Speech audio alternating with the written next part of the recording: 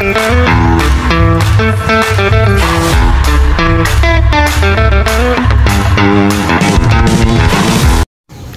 is up mga kapet? Ayun, for today's video mag-update na tayo sa ating backyard kasi nga ayun, kapag ano na tayo ng air pump sa kanila. So ayun, dito muna tayo sa ating mga spotted.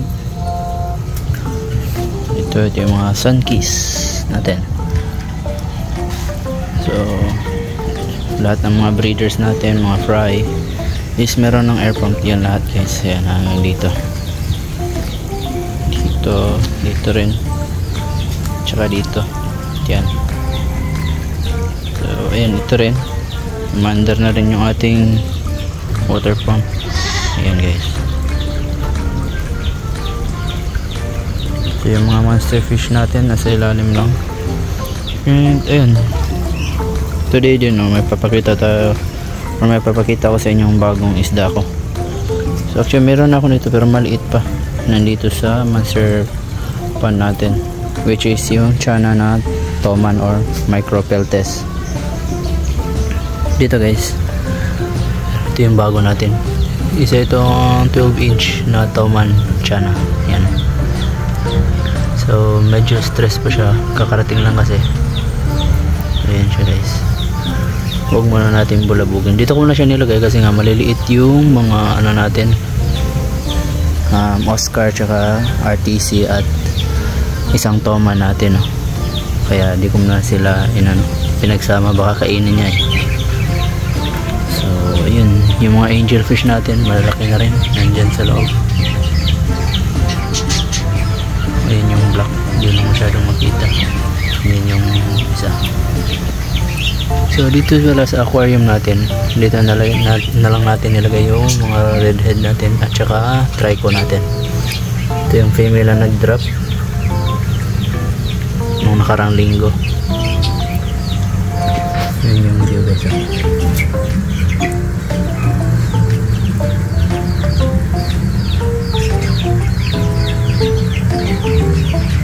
Kakalinis lang kasi kaya malinaw yung yun nga pala guys, meron tayong alagang dalawang freshwater crab sa mga pang to natitira. So nakita ko lang din yan dito sa ating backyard. So yun yung update sa ating backyard, no? Ito isa nating Toma, no? Pakanga. So hindi pa siya nagmo-molt.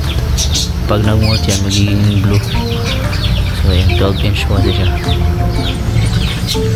1 foot.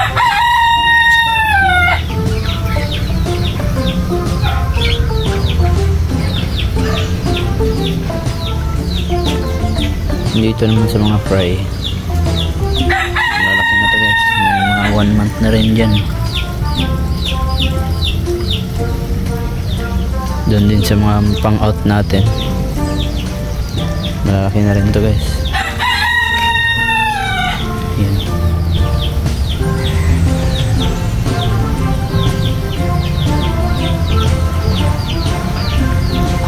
Yung mga breeder natin na lemonade nandito na rin. Yung mga fry na iba nandyan. And update sa ating ipapa fish hunt, which is yung flower horn nandito guys. Yung isa, wait lang, hindi siya nagpapakita guys. Ayun, nasa ilalim, and yung isa nasa harap. So ayun, abang-abangan nyo na lang kung kailan natin i-drop. Pero pag later, nakapag ano tayo, may oras tayo, baka later natin i-drop. So ayun, pupost ko na lang to ngayon para mapanood nyo. So yun lang sa muna sa ngayon guys, abang-abang kayo.